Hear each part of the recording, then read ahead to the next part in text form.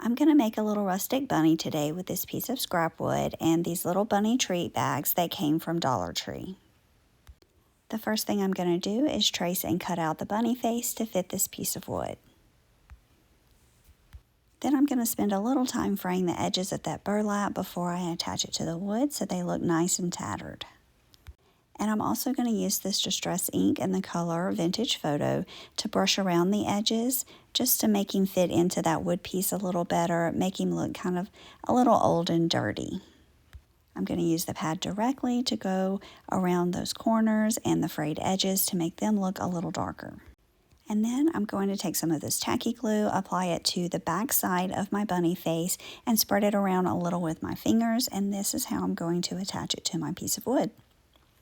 And once I lay it down, you can see it kind of blends in nicely. I'm going to spritz on some fine mist of water here to activate that distressing ink as well.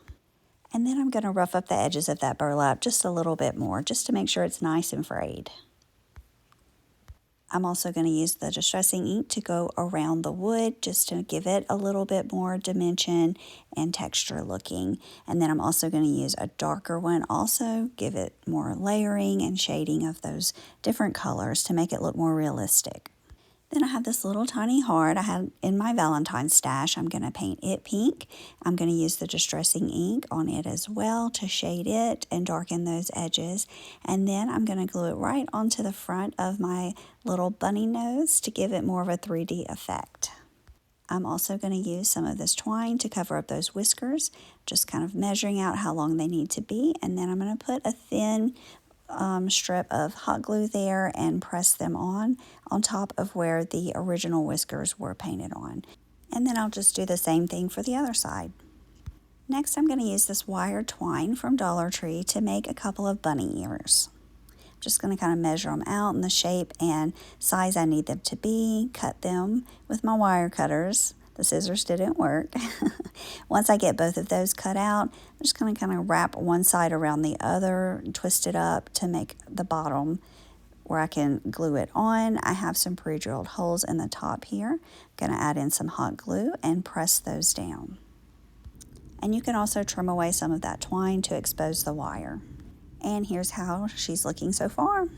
I have these pieces of greenery from Hobby Lobby, and I'm just going to start gluing them around the ears, a couple on the front, a couple on the back side, just to start giving a base layer for the flowers and the greenery that I'm gluing on. Once I get those base pieces laid down, then I'm going to just cover it up with a good amount of hot glue so that it stays in place. And then I'm going to take some of these flowers that I got from Dollar Tree. I'm going to put the bigger one on the front side and then work on those petals a little bit so that it doesn't hang in my bunny face. And then I'm also going to add one to the back side to cover up where I glued the greenery pieces on.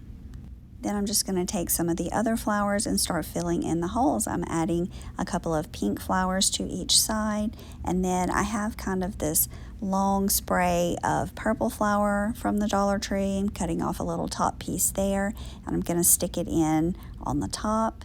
And then I'm just going to take some more pieces of that greenery and use it to fill in some of the empty spaces, the holes, just places where I want to add a little bit more.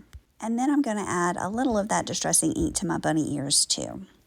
And here's how she turned out. I think she's just very pretty and springy. Then I also decided that she needed a little carrot. I saw my friend over at Lone Tree Rustics use these heart shapes for carrots, so I'm going to give it a try too. I'm going to wipe some antique wax onto what will be the back side of the carrot as well as the sides. I'm not going to put it on the front because I don't want it to affect the glue. Then I'm going to use this scrapbook paper I got from a book at Hobby Lobby and trace and cut out the shape of that heart so that I can apply it to the front side. And these are really so fun because you can make so many different ones using different colors of paper and they would all have a different look.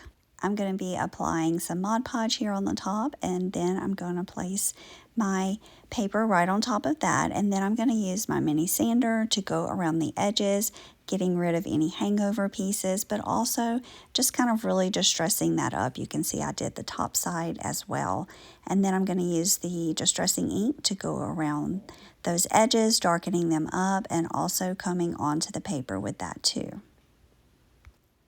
Then I'm going to use some of this greenery that I got at Hobby Lobby, and I pre-drilled some holes in the top of the heart. I'm going to add some hot glue there and just kind of stick in those greenery pieces so it looks like a carrot top. And to finish it off, I'm just going to use some chunky twine and make just a simple bow to glue there. I wanted to keep it really simple and rustic looking. And I think it just turned out so cute, and it goes perfectly with my little bunny. And these pieces would just really work well for a tiered tray or maybe a bowl or just to sit out on the shelf as they are. Thanks so much for watching my video today, and I hope it inspired you to get a little crafty. Have a blessed day.